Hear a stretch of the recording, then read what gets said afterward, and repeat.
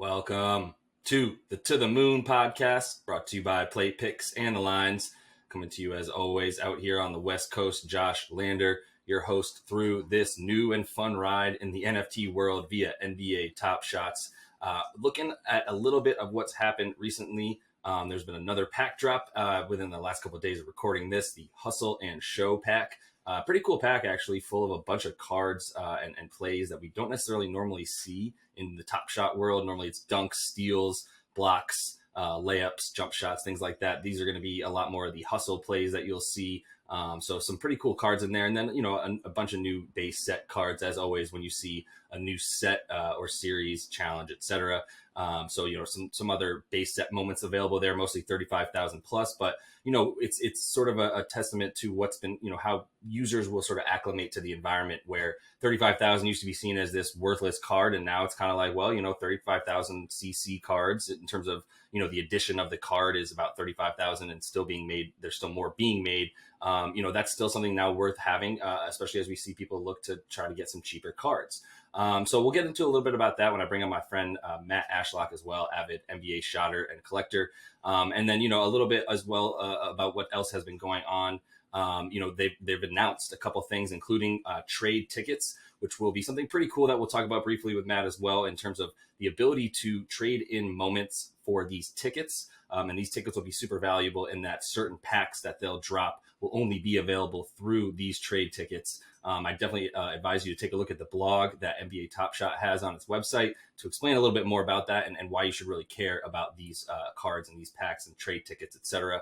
But like I said, we'll dive into that with Matt in a sec. And just to give you a little bit update on where I'm at, and I think I'll just set the table for how I'm going to be talking about Top Shot here with my buddy Matt in a sec. And you can kind of see where my head's at generally, and where it's at is that I've definitely I made a bit of money by being in on this very early, and also seeing the trend of users coming in, not necessarily continuing to mean all the card value goes up, especially as Top Shot continues to inject new cards into the marketplace at a pretty high rate, as consistent with the new users in the platform. That means the supply and demand have remained somewhat equal. In fact, a lot more people are trying to sell cards than are buy cards, driving prices down.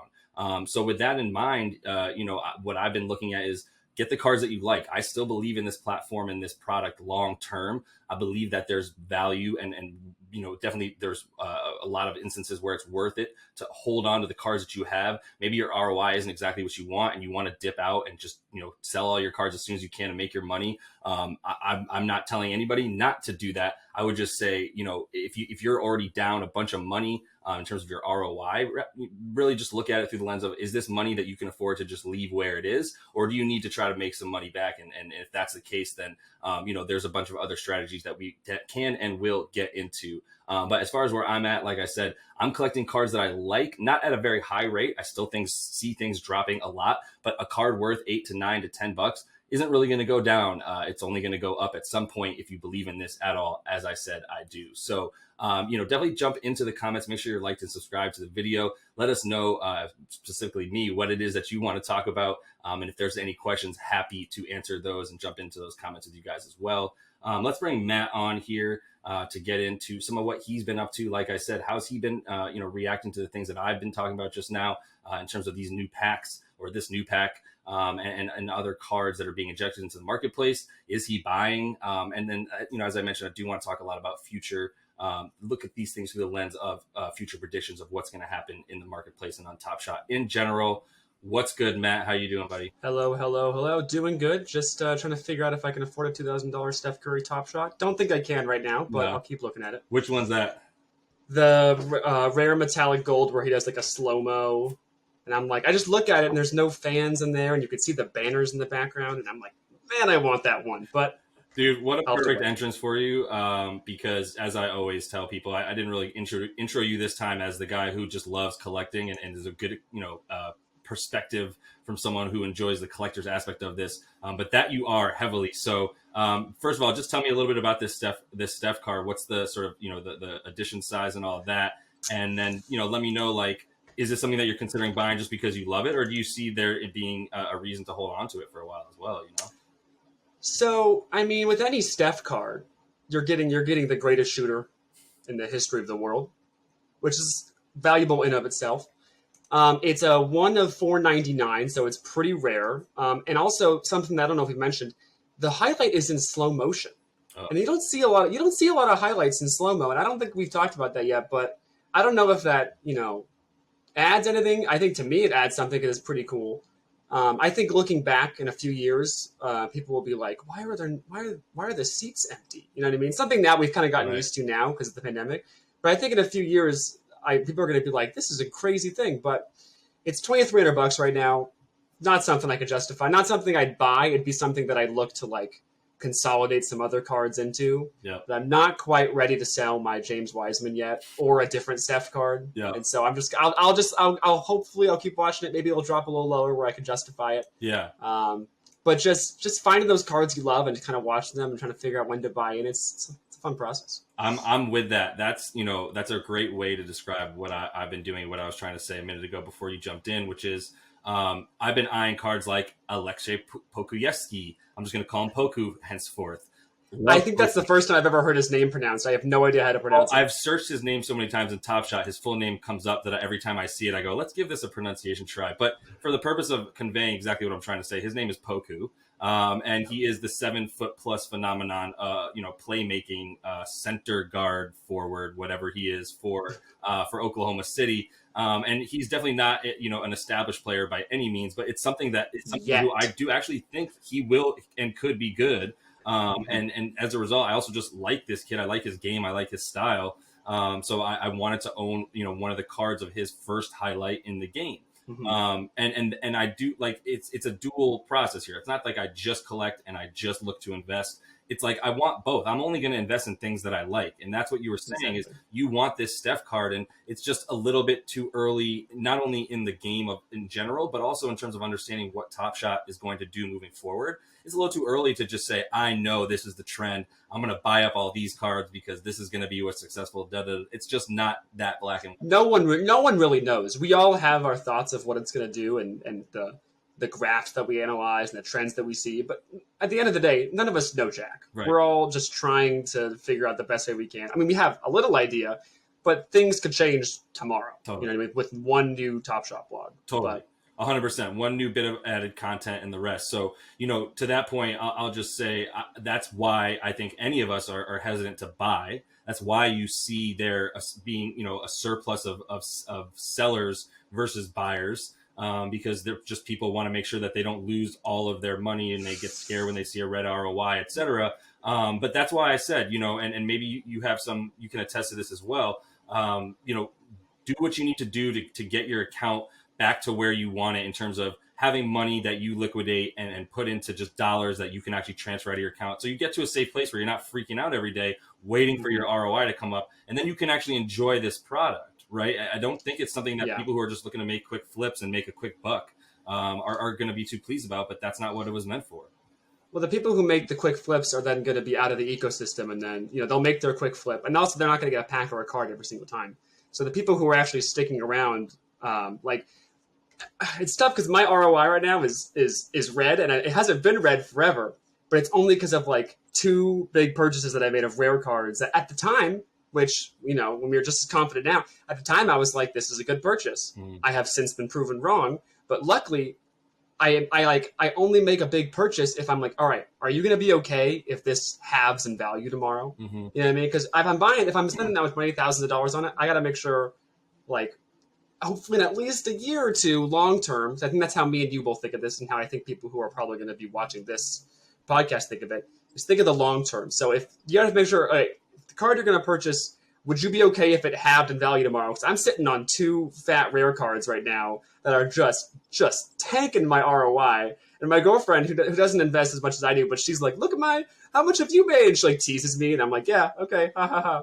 But I feel okay holding it because it's the Steph turnaround 3 and a Bogut to Steph run it back, and I'm like, all right, I'm totally cool. Hold on to those for 2 years. Totally. And so, but it's like you said, when that happens to you, you get a little wary to buy. I'm like, I don't know if I want to buy a $2,000 Steph card right now at this very moment. 100%, and that's part of what my preamble too before you came on was look, there's a plenty of 35,000 cc edition size cards, and those used to be seen as poo cards that you're like, I don't want anything to do with this. What I want, everyone wants it's $8. It's not going to go anywhere. It's it's another RJ Barrett card. He's got a 15,000 L. He's got plenty of others. So there was some skepticism behind him, and now it's kind of like, I want to own one of these cards, and I can't get burned on a $7 card.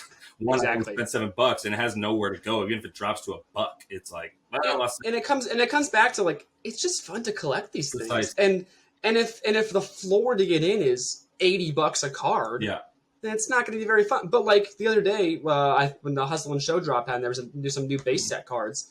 Was it Jordan Poole and Juan Toscano Anderson got their first Top Shot cards. Mm-hmm. And they were like $35K, and they were like $7-8. Yep. But I was like excited to come on and get my Juan card because I actually liked it. And so it's like that. I think at the beginning people were like $35K. This is, but it's like, yeah, if you're looking to make a quick buck. Yeah. But I'm scrolling through and I'm like, I've kind of my overall strategy is I'm just kind of holding now because unless I said anything crazy, but like getting the $35K, I don't really mind anymore. Yeah. I'm like, oh, it's a player I like. It's a fun play, but. It's just, it kind of depends on if you're here to collect or if you're here to make bucks. And you can be here to do both too, right? Like we keep saying. And so, I do want to provide people with a little bit of the sort of strategy behind some of this stuff to let people who, at the end of the day, people come to the lines and play picks for gambling, fodder, some advice, some stats and info to help, each person make his or her, preferred pick. And so that's what I like to do here as well. I want to set the table by saying, we're, like you said a second ago, we're looking at this through the lens of gambling, not on what's going to happen tomorrow night. This is not gambling on game to game in the NBA to dictate the value of cards. This is a little bit more of gambling in an NBA ecosystem that the payout, you don't look for the payout to come every single week. You look for the payout to come over the course of even right now, 3, 6, 9 month periods, and see, evaluate at that point in time.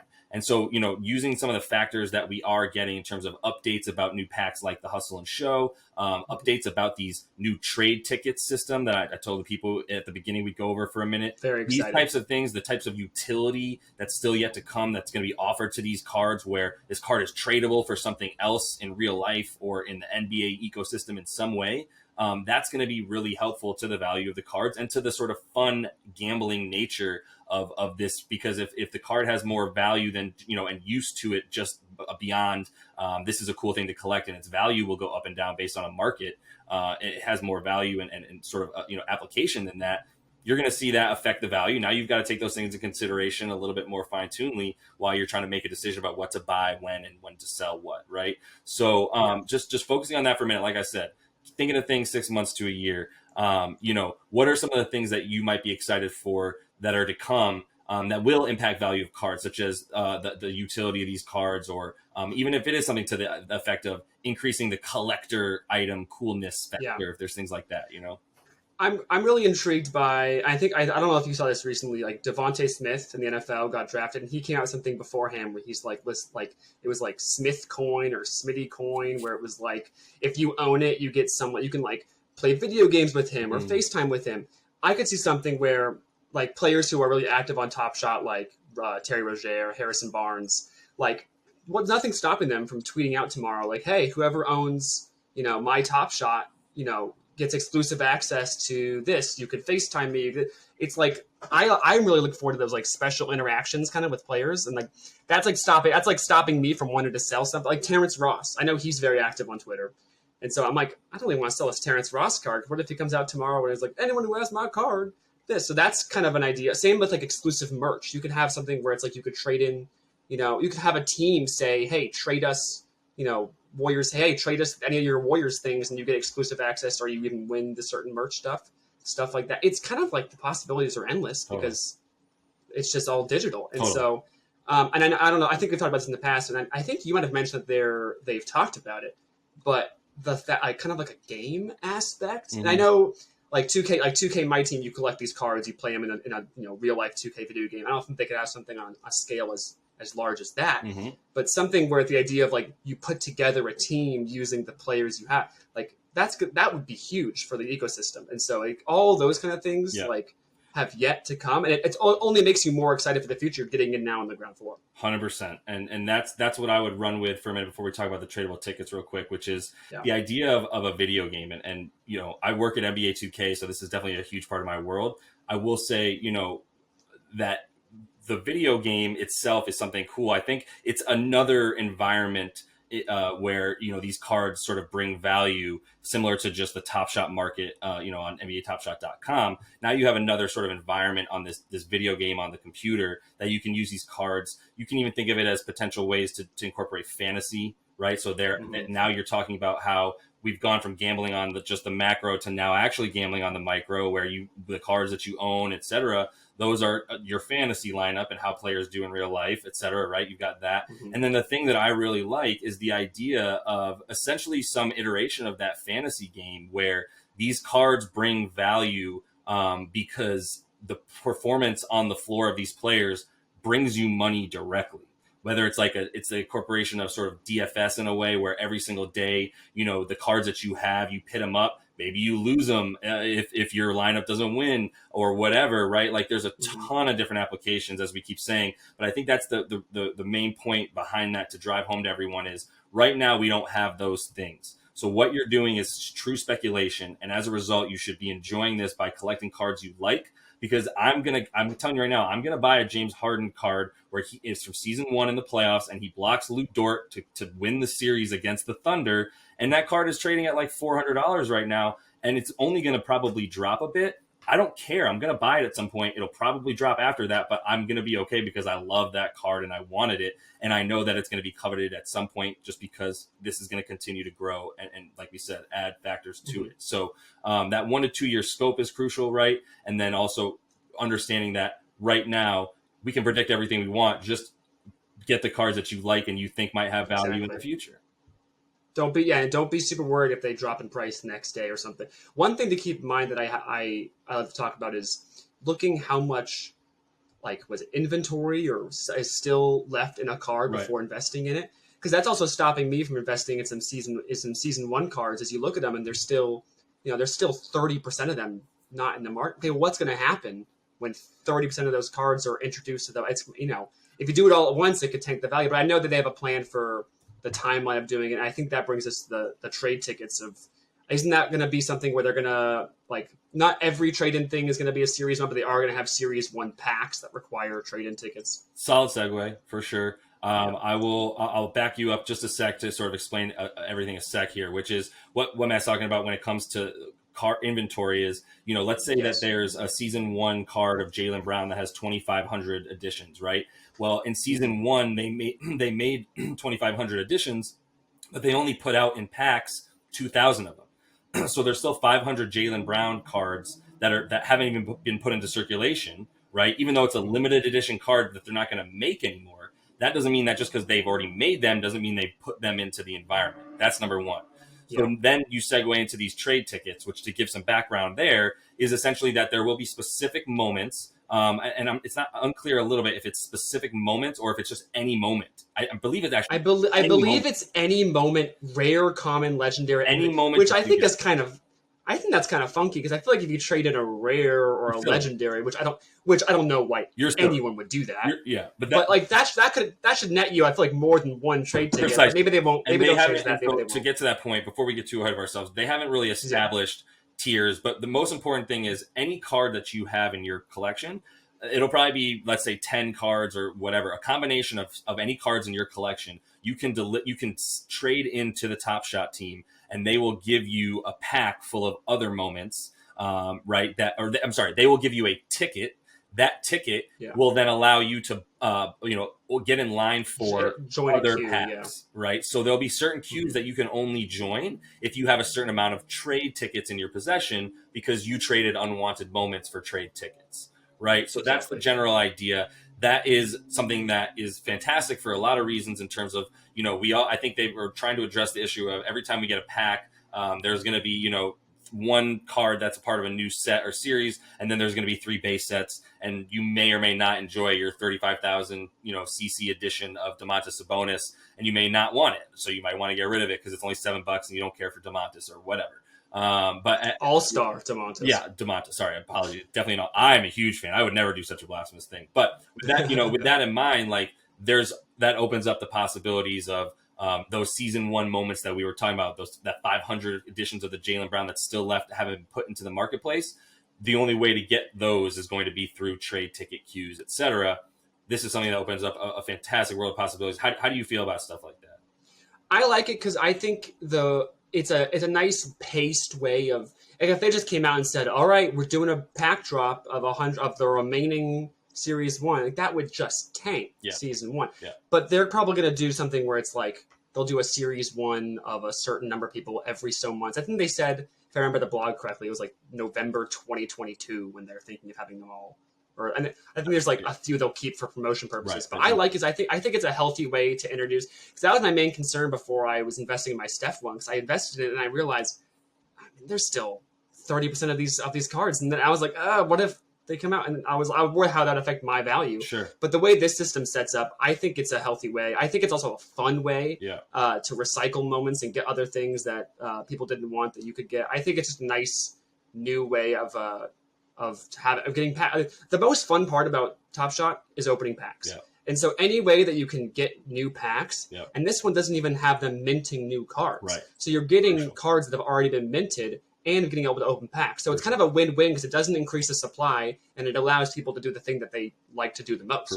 Crucial. And we need to get all the rest. Instead of new moments being minted, we need the rest of those in the marketplace so we can start to feel some level of steadiness. I think that's a huge point that will probably actually carry over into the next video, as that is all the time we have for today. But I do appreciate you joining us as always, man. Any parting words of wisdom for us? Just hodl. Brilliant. And buy Ethereum, but we'll talk about another time. Another time, different episode. All right, I appreciate you, man. All right, see you later. See ya. Cool. We are going to wrap things here with that for today, y'all. But I do appreciate the time with you as always. Make sure you are liked and subscribed to the video and page. Jump in those comments. Let us know what you're thinking. We're going to try to keep coming out with these videos for you and stay on top of all the updates and changes that come in this NBA Top Shot world. So until then, we'll look to take this thing to the moon.